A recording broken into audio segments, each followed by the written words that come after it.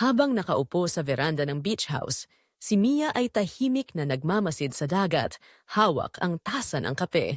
Dumating si Liam, mabagal ang hakbang, dala ang bigat ng mga salitang kailangan niyang sabihin. Naupo siya sa harap ni Mia at saglit na nagbigay ng buntong hininga. Alam kong nasaktan kita, panimula niya, mababa ang boses. Hindi ko ginusto ang lahat ng nangyari. Pero hindi ko rin inasahan na magkakagusto ako kay Clara. Tahimik lang si Mia, ang kanyang mga mata nakapako sa alon ng dagat. Nang matapos si Liam, tumingin siya sa kanya at sinabi, "Kung alam mong masasaktan ako, bakit hindi mo ako inisip?" Hindi nakasagot si Liam. Yumuko siya, tanggap ang bigat ng kanyang pagkakamali.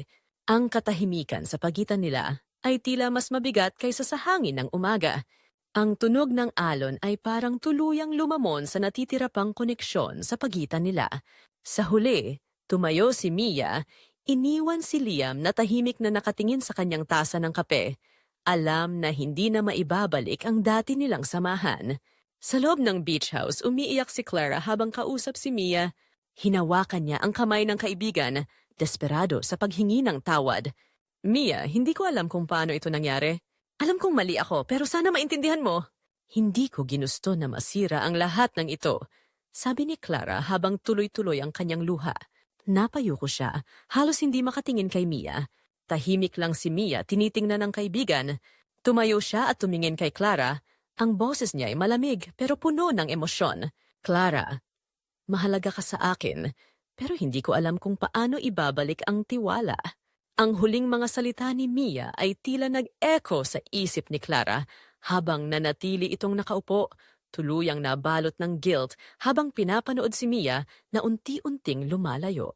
Sa huling gabi sa beach house, nagtipon ang barkada para sa isang huling pag-uusap. Sa gitna ng lamig ng gabi, ramdam ang bigat ng kanilang alitan. Ang dati nilang masayahing samahan ay tila naging usok na unti-unting nawawala. Si Josh ang unang nagsalita. "Dati, solid tayo," sabi niya, "mabigat ang boses. Ngayon, parang hindi ko na kayo kilala." Tahimik lang ang grupo. Si Liam, Clara, at Mia ay tila nawala ng salita. At ang iba pang miyembro ay tahimik na nag-iisip ng sarili nilang opinyon. Nagpalitan ng tingin ang ilan, ngunit walang nagsalita pa. Sa huli, napagdesisyonan nilang pansamantalang maghiwa-hiwalay upang makapag-isip at makapagpahinga mula sa tensyon. Ang tahimik nilang paghihiwalay ay parang simbolo ng pagbitaw sa nakaraan, ngunit puno ng pangambang baka hindi na maibalik ang dati nilang samahan. Habang nag-iimpake si Mia sa kanyang kwarto, dumating si Clara.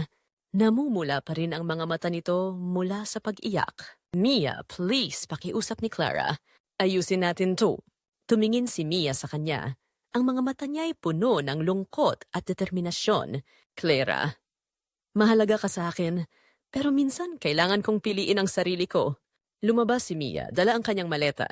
Sa bawat hakbang niya pababa ng hagdan, naramdaman niyang unti-unting gumagaan ang bigat sa kanyang dibdib. Naiwan si Clara sa kwarto, balot ng lungkot at panghihinayang. Tahimik na pinapanood ang pintuan na unti-unting sumara. Sa mga mata ni Clara, makikita ang pangungulila sa kaibigang tila nawawala sa kanyang buhay. Ilang buwan ang lumipas, ipinakita si Mia na masaya at tahimik na nakikibagay sa bagong grupo ng mga kaibigan. Ang kanyang boses ay maririnig. Minsan, ang pinakamagandang gawin ay ang bitawan ang mga bagay na hindi na nakakapagpasaya sa atin. Sa ganitong paraan, natututo tayong mahalin ang sarili natin. Ang mga eksena ay nagpapakita kay Mia na tumatawa habang kasama ang kanyang bagong mga kaibigan sa isang maliit na kafe. Ang araw ay sumisinag mula sa malaking bintana at ang kanyang mukha ay puno ng sigla. Habang pinapanood siya, makikita ang kapayapaan sa kanyang mga kilos, isang bagay na matagal nang nawala sa kanya. Sa likod ng kanyang mga mata, makikita rin ang lakas ng loob na nakuha mula sa lahat ng kanyang pinagdaanan. Habang magkasama sina Clara at Liam, halata ang lamat sa kanilang samahan. Tahimik silang nag-uusap, pero ang distansya sa pagitan nila ay hindi maitatanggi. Tila nagkikibuan ngunit walang tiwala sa mga salitang binibitawan. Sa bawat saglit ng katahimikan, ramdam ang mabigat na tanong na hindi nila kayang bigkasin. Ang kanilang mga mata ay puno ng pangungulila, ngunit wala sa kanilang dalawa ang handang magsimula ng usapan. Habang naglalakad si Mia sa dalampasigan, naramdaman niyang nag-vibrate ang kanyang telepono. Binuksan niya ito at nabasa ang mensahe. "Mia, pwede ba tayong magkita? May gusto akong sabihin." Tumigil siya, tinitigan ang mensahe. Ang tanong kung dapat ba niyang sagutin ang mensahe ay tila pumuno sa kanyang isipan. Ang sagot ay nanatiling nakabitin habang ang mga alon sa dagat ay patuloy na bumubulong ng mga kwento ng pag-asa at bagong simula.